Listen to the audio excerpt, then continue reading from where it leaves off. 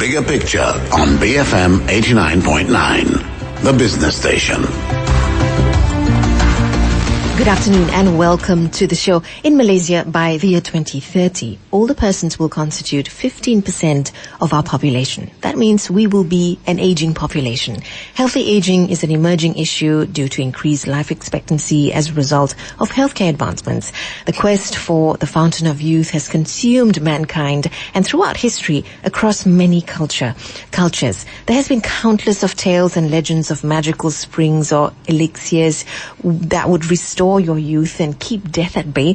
But here to share more about that quest is scientist Dr Joseph Chang, who is also the author of a book titled The Myth of Aging. Welcome to the show, Dr Jo. How are you today? Thank you, Mira. My pleasure to be here. Just tell us a little bit about yourself. Were you born and bred in Malaysia? I know you don't live here anymore.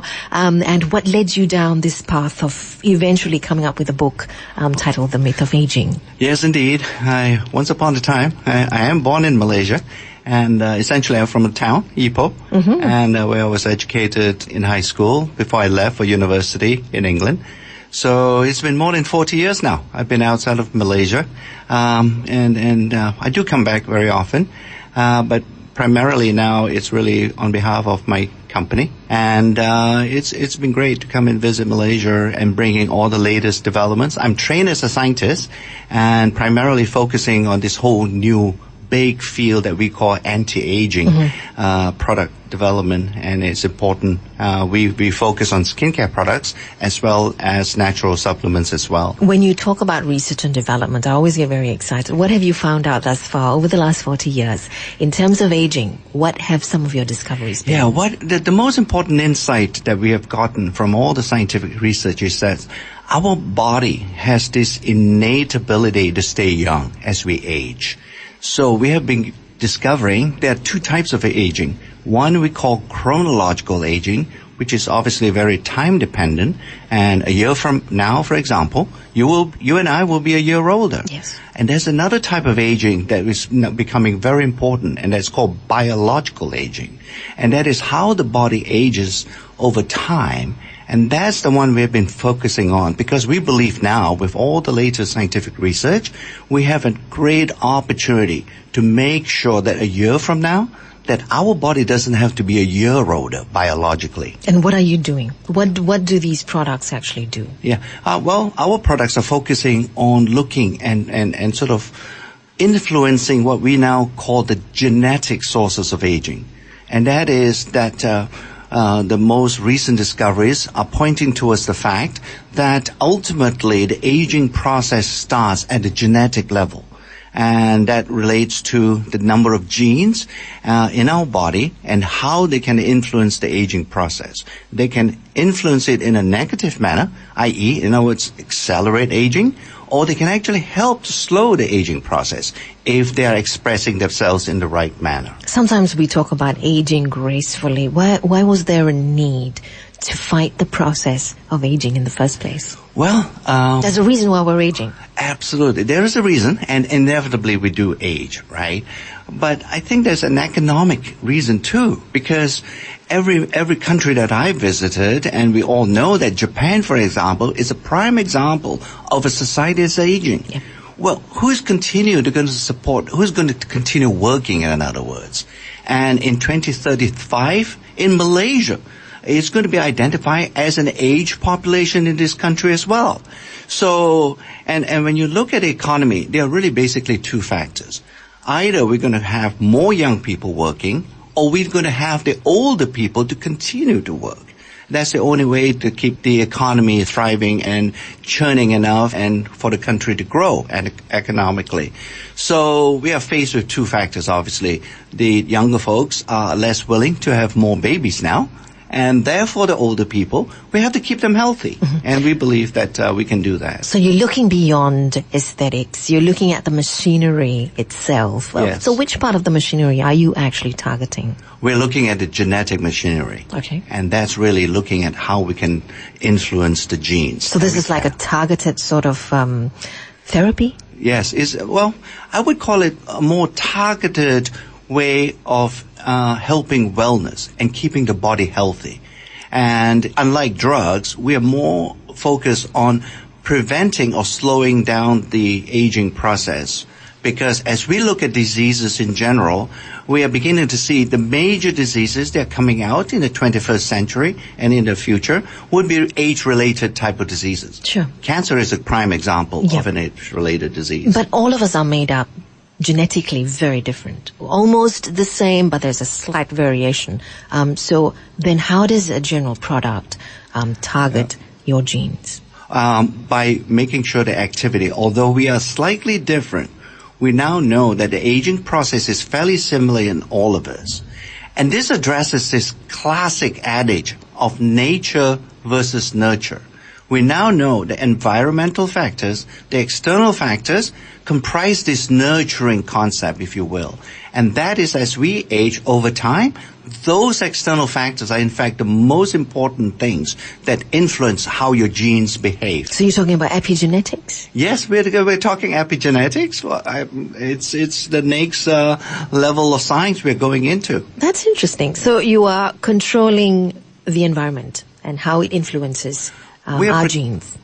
How our genes actually are expressing themselves. More accurately, we are protecting the body from these negative environmental factors. Okay, so how well developed are these products? Are they scientifically proven? Have clinical trials been carried out? Yeah. Does the mainstream medical fraternity actually buy into findings like these? I mean, where are you standing at the moment? Yes. We take our product development efforts all the way through from basic research, in other words, looking at the cellular level, all the way to a human clinical trial. So we adopt all the good practices in terms of scientific substantiation. So our products, we have to ensure we don't depend on hearsay to develop our products. We rely instead on scientific and clinical studies to provide the scientific evidence behind our products. So the two most important things is ultimately what we have to do for our products is to make sure they're safe and effective. Right. Just to go back a little, how does our body really age? What's going on inside? When you look at it, is that our bodies, it starts at the cellular level. When especially there's a little battery in our cells that's called the mitochondria. Yes. And that drives and makes the sort of chemical energy that is required of a cell to function properly. And we are trying to make sure that those mitochondria in every cell and every cell type in the body is well preserved by the introduction of these natural ingredients that we have discovered that can influence mitochondria function. Right, and that's your mitochondria is really your power bank, isn't it? That's our power bank. That's the three-parent baby controversy. As far as some people have a defective mitochondria, Indeed. and they've actually come up with a way of getting a mitochondria from another lady and implanting that into the lady who has a damaged mitochondria, and hence you actually can conceive, and it's called the three-parent baby. Yes, absolutely. Anyway, that's for another show altogether, but it is your power bank. So what drives or what powers the mitochondria to help power our system?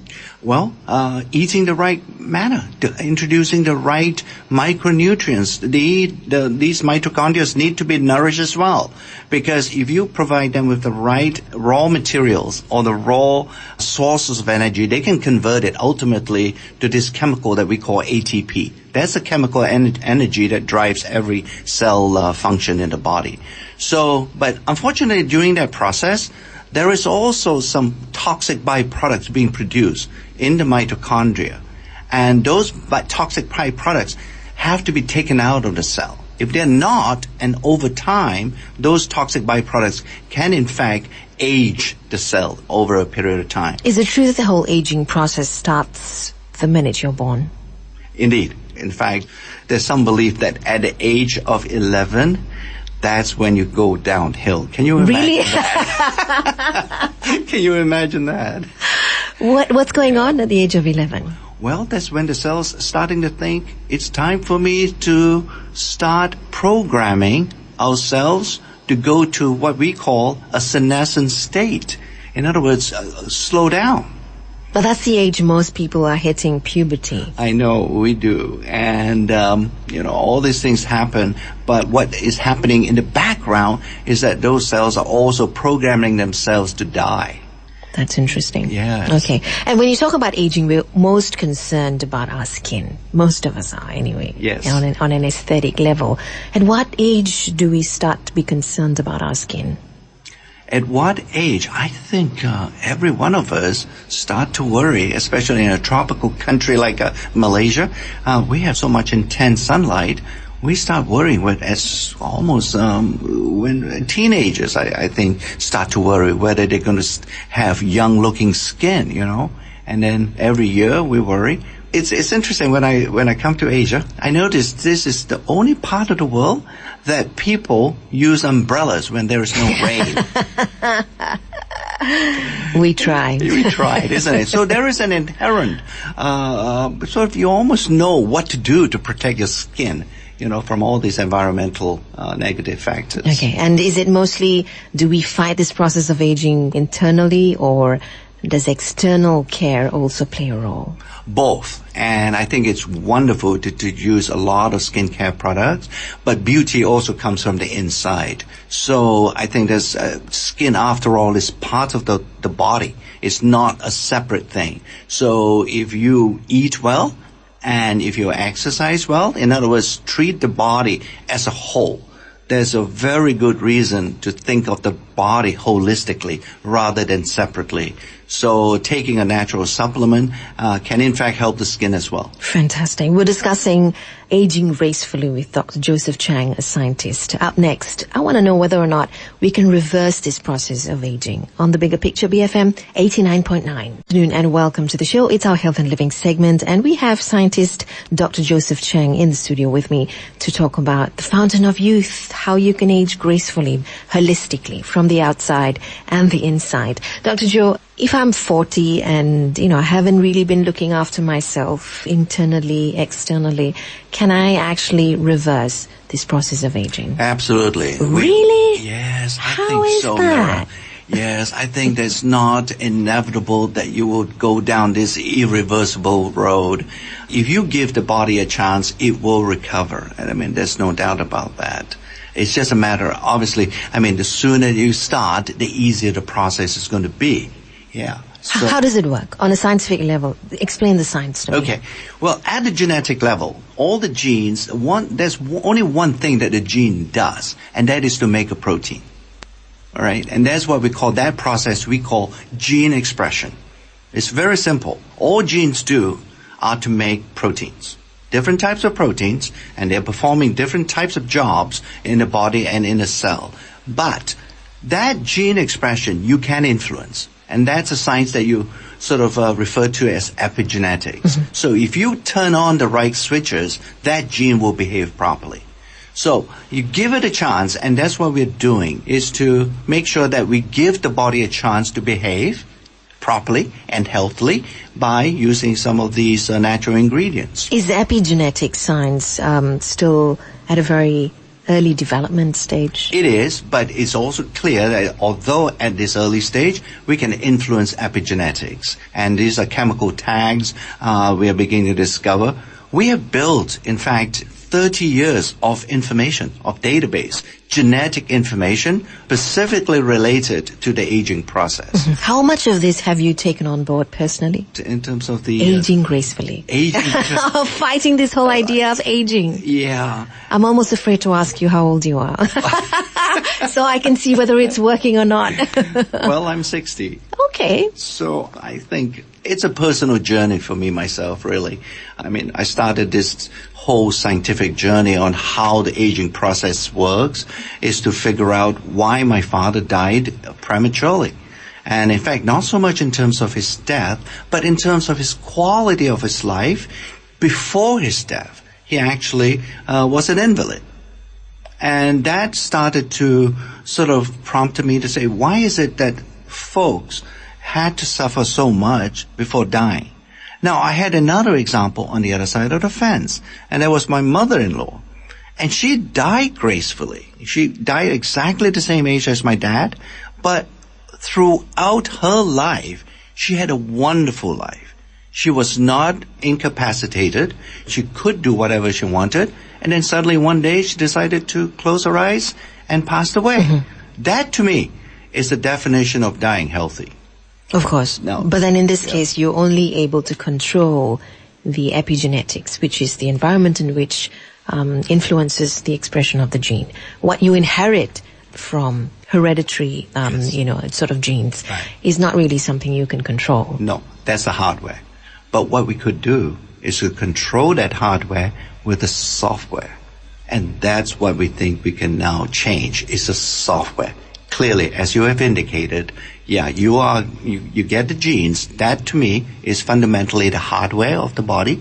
But the software, I think we can manipulate and influence. And that would be through this epigenetic science. So you're talking about supplements, external products and things like that. But what about how much then do we then become complacent about our diet? Do we become complacent about exercise, which we always talk about when it comes to healthy aging? Absolutely not. Those two things are almost, to me, the absolute givens. You got to do that. You got to eat right and you got to exercise right. There's a reason why these products are called supplements, isn't it? Yeah. Because in English it means to supplement what you should be doing correctly. So all our products are really primarily to help people to supplement a great diet or great nutrition and to have a good exercise program. The debate is still out there as to whether or not supplements really work. How would you defend that statement? I think the debate is absolutely right, and there are supplements in there. If they're not manufactured correctly, and if they're not formulated correctly, they could be dangerous as well. But how would we know? Yeah.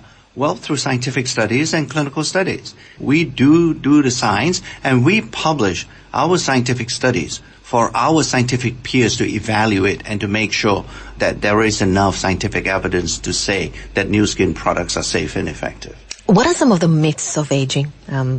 What do people misunderstand about aging? Because in the Malay culture, they celebrate aging. Mm-hmm. A lot of us, on the other hand, don't think of it that way. Yeah. I think perhaps the first myth is that aging is a process you can't control and is inevitable. And I've alluded to the fact there are two types of aging. There's chronological aging, and yes, that's something that is inevitable. A year from now, you're going to be a year older. The myth is really about biological aging, and that is for the body to stay young as long as possible. We believe that what you are really shooting for or focusing on, it should be living younger longer and not just live longer. But we all cannot be living longer, Dr. Joseph. I know. What's going to happen? Who's going to grow old? There are going to be other implications. There is a reason why, we've extended our lifespan a little, but there's a reason why we all eventually die. And, we have new people being born. The world has got 7 billion people and more at the moment. Yeah, I agree with you, Mara. But remember, right, you're talking about just living longer. I want to make sure that we understand. We want to talk about the quality of life as long as you are able to live. I think that is valuable because with that quality of life, if you can preserve that, and the science is telling us we can, to improve that quality of life, everybody benefits clearly because, an aging population has been a blessing up to this point.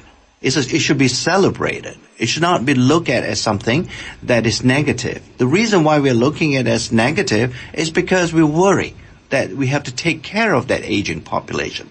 Think about a world where that age population group is actually healthy and can still continue to contribute to society. Everybody, or rather the pharmaceutical industry, is talking about the secret of anti-aging. Does that really hold water? What does that mean exactly? Well, I think the pharmaceutical industry, on the other side of the coin, and I had been in that particular world before in my career, they are really referring to the fact that most modern diseases, if you will, they are age-related. So to understand the aging process, they have a better chance of developing more effective drugs. For us now in the supplement world, we are more interested in prevention of diseases, and that is to look at how, we can keep the body healthy so that such age-related diseases don't happen as at an earlier age. What would you say are the secret ingredients to healthy aging? I know retinol has been spoken about a lot in anti-aging products. What else? There's another ingredient that has been studied quite a bit now. It's isolated from red wine. It's called resveratrol. That's an interesting ingredient that's been shown to have some anti-aging benefits. I'm not, by the way, to make sure that to encourage people to drink too much red wine now, because there is another ingredient in there that's called alcohol, and obviously too much alcohol doesn't help the aging process. Okay, there are countless untrustworthy products out there, Dr. Joe, sold without legal certifications.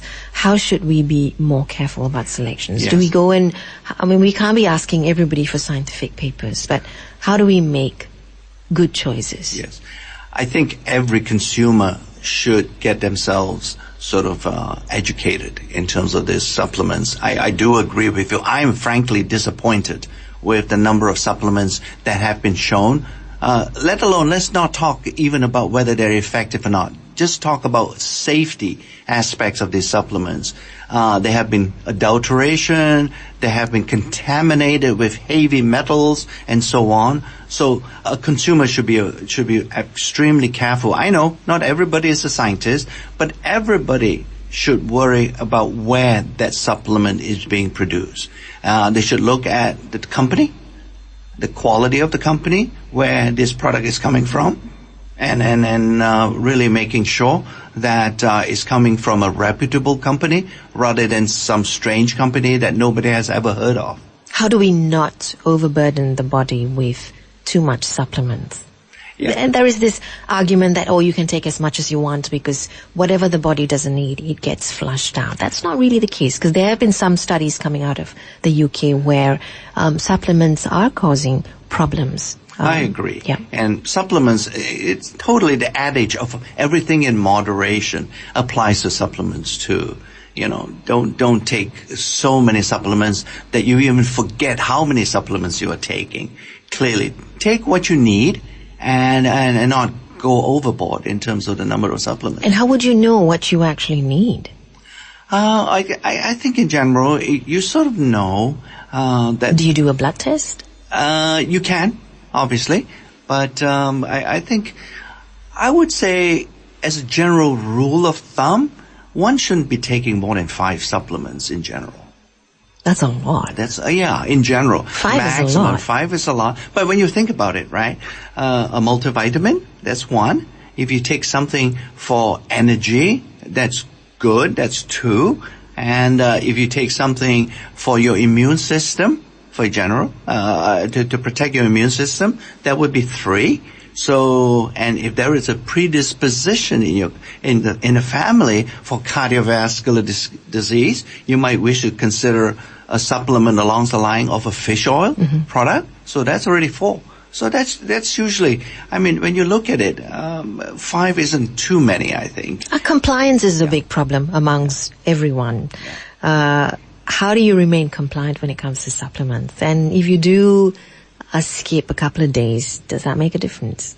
A couple of days, I don't think it's going to make a significant difference. But if you skip a whole month, then I think it will make a difference. Because after all, like it's a food-based product, and like everything else, when you eat food, I mean, you can miss a couple of days of food and sort of feel a little bit hungry without affecting the rest of your body.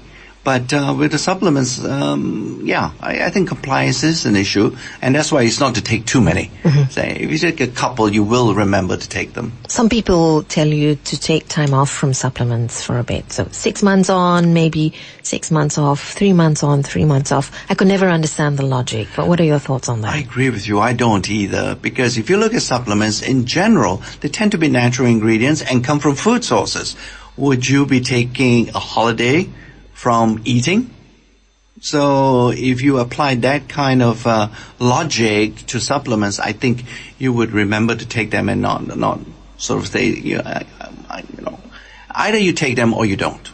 I think that's a simple rule of thumb. I've always tried to get my head around supplements that say it's a natural food source. How natural is this? I mean, you've obviously processed. How do you extract the natural ingredients and land with a final product called a supplement that was going to benefit me? Well, I can only give you our point of view. the reason why we process some of these raw food ingredients is to make sure that we can actually standardize the product. That's important to us, insofar as that if you standardize a product, then you have set specifications, and you know exactly what you put into the final product. And that's the only reason why we process our raw materials before we put it into a final product. Are you not compromising on the quality of the nutrients when you process it? We don't, because we can use chemical analysis to establish that there's no compromise whatsoever on these natural ingredients. So what's on the horizon for anti-aging research, Dr. Joe? Well, the vision for me one day is that you have started off with the discussion on, we are slightly different. I think it will allow us one day to achieve the perfect customization for you. I mean, if you are different from me, then I think one day, we have the ability to customize that supplement just for you and specifically for you. That's our vision. Growing old is inevitable. What's your message? Growing old is inevitable, but staying healthy is just equally inevitable. If you give your body a chance to stay healthy, it will. Thank you very much for sharing your thoughts with us. That was Dr. Joseph Chang, a scientist, talking to us about aging gracefully on The Bigger Picture, BFM 89.9.